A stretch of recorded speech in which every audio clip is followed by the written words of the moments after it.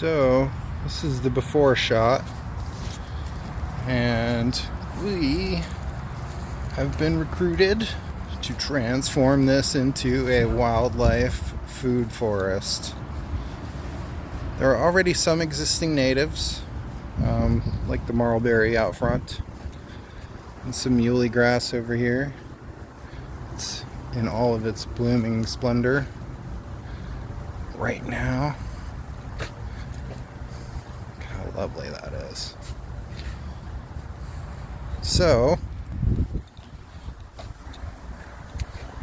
yeah. So this is lyre-leaf sage. Lyre-leaf sage, Salvia lyrata, is one of our native sages that likes to grow in the shade. It's an excellent nectar plant, producing blooms in the winter time.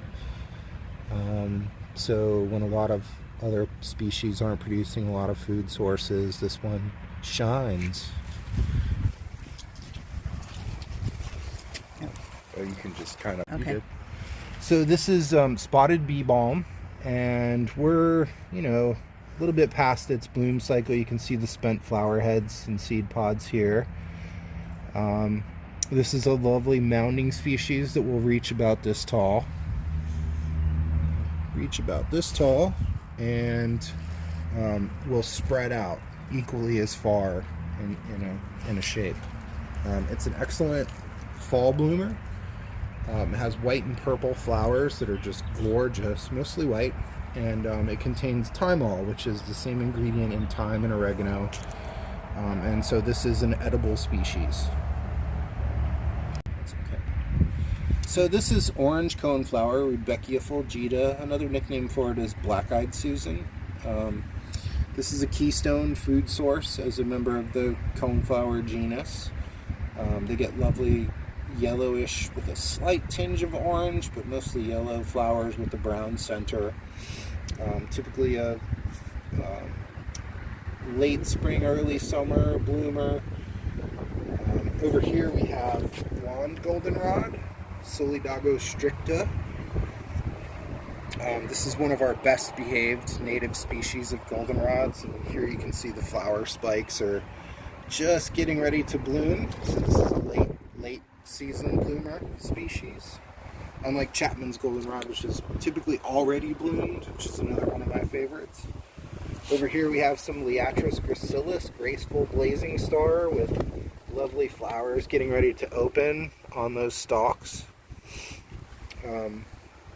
Liatris is a early fall bloomer here in Florida, although it can bloom outside of that season. It's shining right now on all the prairies around Florida if you get out to one of our native parks. Here we have some Rudbeckia nictita. This is another coneflower, being in the Rudbeckia genus. Also gets nice yellow flowers with a brown center. Here we have some Georgia aster, Symphyotrichum georgianum. Georgia aster is a keystone species. It will produce flower spikes about 3 feet tall. It is a fairly well-behaved member of the Symphyotrichum genus, which is a keystone genus, very important for wildlife in terms of as a food source. Asters are also a host plant for the pearl crescent butterfly in particular. Next to it we have some endangered flatwood sunflower, Helianthus carnosus. And here we can see one of its spent flower blooms. And these will get about 2 to 3 feet tall and flop in every direction. It is a lovely addition, though. And sunflowers in particular have important relationships with native bees, all the Helianthus genus. But this one is probably my favorite because it doesn't spread by roots, it stays in the place that you planted it, and it's also endangered here in Florida. This is vanilla leaf, which you can see some of the flowers here, still expressing. And here we have the lovely seed pods getting ready to disperse seeds all over the community.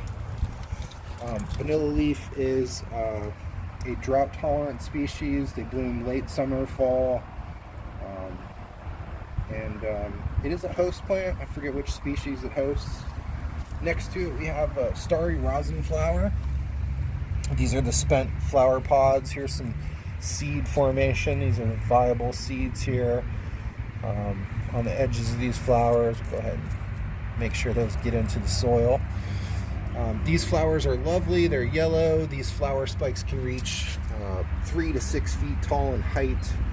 They are just gorgeous. Here we have some lanceleaf tick seed, Coreopsis lanceolata, and this is a species that's also a keystone nectar source and pollen source for native insects. Gets lovely little yellow flowers. It is an annual that reseeds pretty heavily and pretty well, so it will spread itself also around this bed and fill in some of the gaps over time.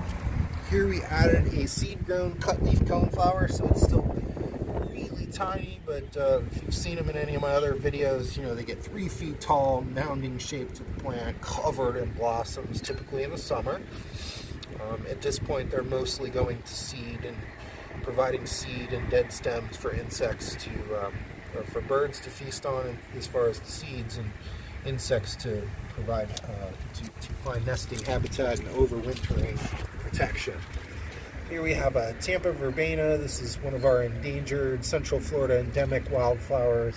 It has these lovely pink blossoms. You can see here on this one, we also added this is smoothleaf aster, Symphyotrichum leva. This is another keystone in the Symphyotrichum genus. This is my favorite Florida native aster. It's only native in one county in the northernmost parts of Florida. However, it does really great here in Central Florida. My favorite thing about it is that it does not spread by roots. It stays where you planted it. It's very well behaved for an aster, which is uncharacteristic of the genus. Here we have another graceful blazing star. We have some more starry rosinweed. Blue sage.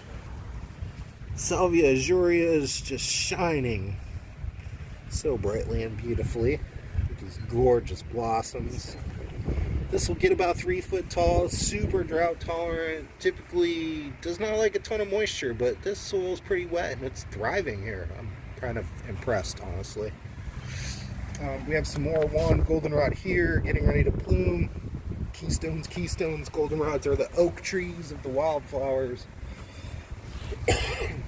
Having the most vast relationships of feeding insects and wildlife.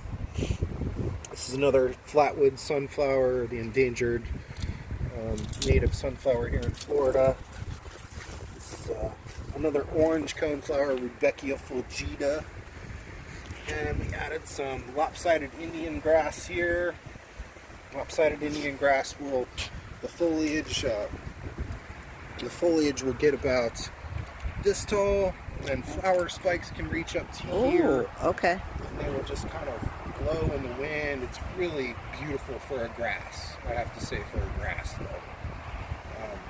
There are prettier grasses, but this particular grass hosts 5 species of butterflies. Wow. One of them is very much endangered here in Florida, the Loami skipper. So I think it's a really crucial plant to have if you're a butterfly gardener and interested in feeding some of our important butterflies. We have another graceful blazing star here, another starry rosin flower with its sandpapery textured leaves.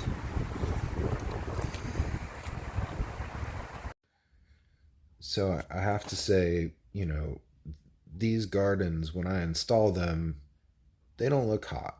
You know, they're young plants, intentionally young plants chosen because they're going to develop better in the ground than they would in a pot. And long term, they're going to be healthier and stronger, more resilient, better root structures, you know, doing big plant things in the ground where they're supposed to. That's how we like to work. So I will continue to come back and show these projects as time progresses so that you can see the evolution, because it's really hard to imagine when you look at the plants right after they're planted. So keep that in mind. And